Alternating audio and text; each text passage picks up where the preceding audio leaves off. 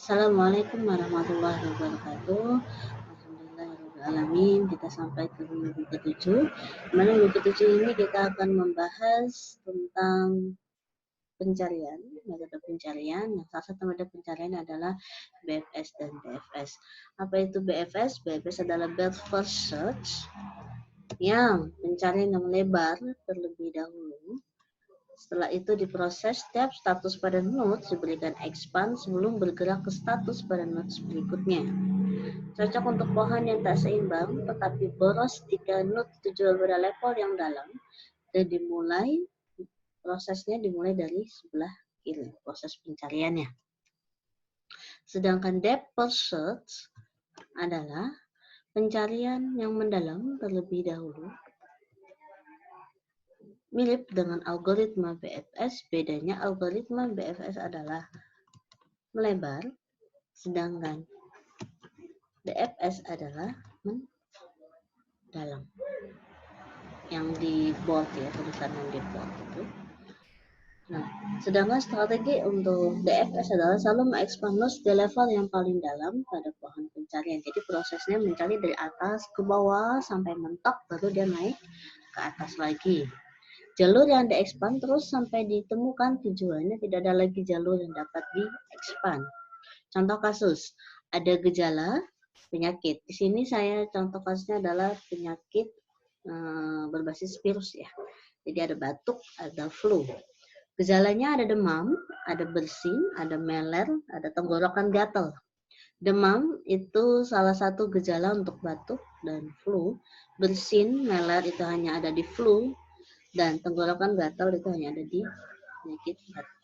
Kita bisa lihat pohon keputusannya karena kita tadi posisinya demam itu berada di batuk dan di flu, maka demam berada di posisi paling teratas gejalanya. Baru kita turunkan demam, bersin, meler, dan flu.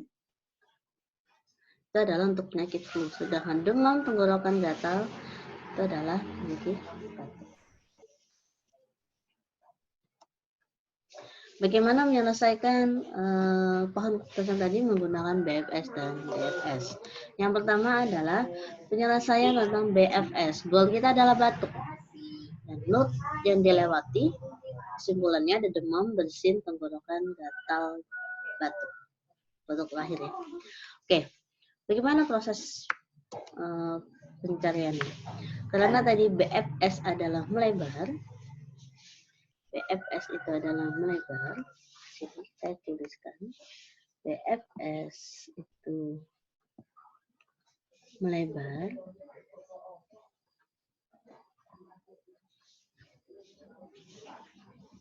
Maka prosesnya adalah mengecek kanan dan kiri.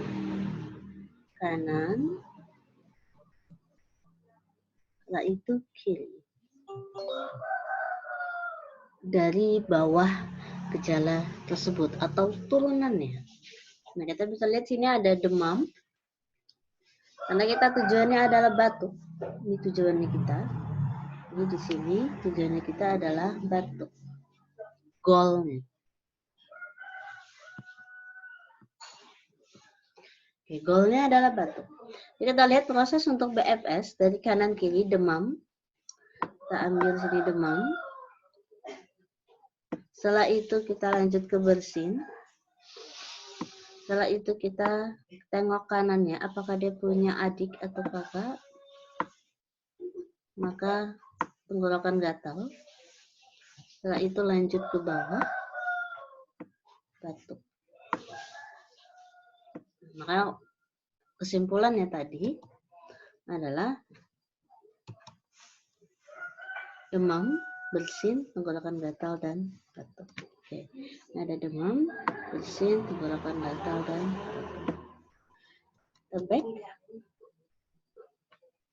Nah, untuk yang DFS, bagaimana penyelesaian atau DFS? Goalnya sama, yaitu batuk. Goalnya sama, batuk. Node yang dilewati berbeda, demam, bersin, meler, flu, tenggorokan gatal, batuk. Goalnya sama-sama batuk. Bagaimana prosesnya? Kita bahas. Untuk yang DFS, Kita hapus dulu yang DFS. Ya, tidak tambah bingung ya.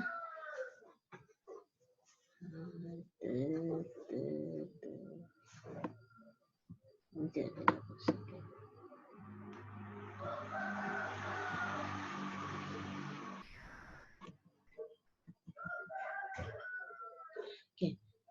DFS. DFS itu apa? Depth first search. Berarti kalau DFS itu mendalam. DFS mendalam.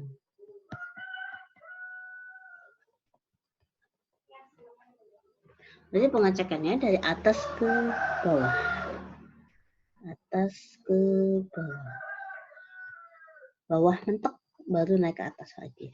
Jadi bisa lihat goal kita adalah sama-sama batu. Ini goal kita. Goal ya. Nah, batu. Prosesnya adalah karena prosesnya mendalam dari proses demam turun ke bersin, turun lagi ke meler. Nah, lihat dia mengecek dari atas ke bawah, turun dari ke flu. Karena flu bukan goalnya, maka dia naik lagi ke tenggorokan gatal, baru turun lagi ke batu. Makanya tadi kesimpulannya adalah demam, bersin, meler, flu, tenggorokan gatal, batuk.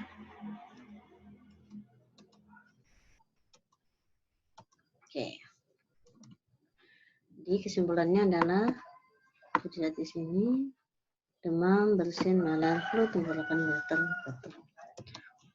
Nah, sampai di sini ada yang mau disampaikan atau mau ditanyakan, silahkan japri via WA atau bisa di classroom. Selanjutnya KP spelling untuk kalian semua, luruskan niat. Kita harus kalau sebelum belajar harus banyak meluruskan niat. Tujuan kita belajar itu seperti apa, mengikhlaskan biar tetap semangat belajarnya. Kalau ada ketemu jenuh, kita ingat-ingat lagi niat kita untuk belajar untuk apa. Kalau kita mulai bosan, gitu ya. Dan hilangkan rasa malas. Kalau saya mungkin kurangi, gitu ya. Kalau yang tidak bisa menghilangkan, kurangi rasa malas itu dalam menuntut ilmu. Di dalam sebuah di dalam Al-Quran, Allah ada dalam umat Islam, Allah ada menyatakan dalam Al-Quran, kitab sucinya umat Islam, niscaya Allah akan meninggikan orang-orang yang beriman di antaranya dan orang-orang yang lebih ilmu. Kita sudah tahu sendiri ya, orang yang berilmu itu lebih tinggi derajatnya daripada orang yang tidak berilmu, meskipun dia kaya raya. Oke, cukup sekian dari saya. Assalamualaikum warahmatullahi wabarakatuh.